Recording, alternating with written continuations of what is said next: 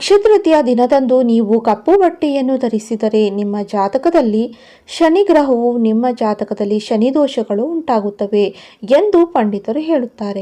ಅಕ್ಷತೃತೀಯ ದಿನದಂದು ಮನೆ ಕತ್ತಲಾಗದಂತೆ ನೋಡಿಕೊಳ್ಳಿ, ಏಕೆಂದರೆ ಅಕ್ಷಯ ತೃತೀಯದಂದು ಲಕ್ಷ್ಮೀ ದೇವಿಯು ನಿಮ್ಮ ಮನೆಗೆ ಯಾವ ಸಮಯದಲ್ಲಾದರೂ ಪ್ರವೇಶಿಸಬಹುದು. ಆದ್ದರಿಂದ ಈ ದಿನ ನಿಮ್ಮ ಮನೆಯಲ್ಲಿ ಕತ್ತಲೆ ಇದ್ದರೆ ನಿಮ್ಮ ಮನೆಗೆ ಬಂದ ಲಕ್ಷ್ಮೀ ದೇವಿಯು ಹಿಂತಿರುಗುತ್ತಾಳೆ.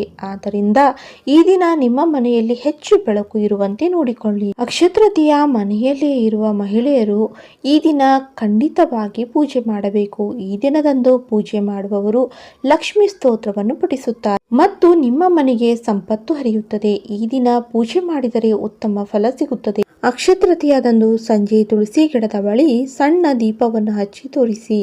ಗಿಡಕ್ಕೆ 3 ಪ್ರದಕ್ಷಿಣೆ ಹಾಕಿದರೆ ತುಂಬಾ ಒಳ್ಳೆಯದು. ಈ ದಿನ ತುಳಸಿ ಎಲೆಗಳನ್ನು ಕೀಳಬೇಡಿ, ಇದು ದೊಡ್ಡ ಪಾಪವೆಂದು ಪರಿಗಣಿಸಲಾಗಿದೆ. ಅಕ್ಷತೃತೀಯ ದಿನದಂದು ನಿಮ್ಮ ಮನೆಯನ್ನು ಶುಚಿಯಾಗಿಡಿ. ಇಡೀ ಮನೆಯಲ್ಲಿರುವ ಮಹಿಳೆ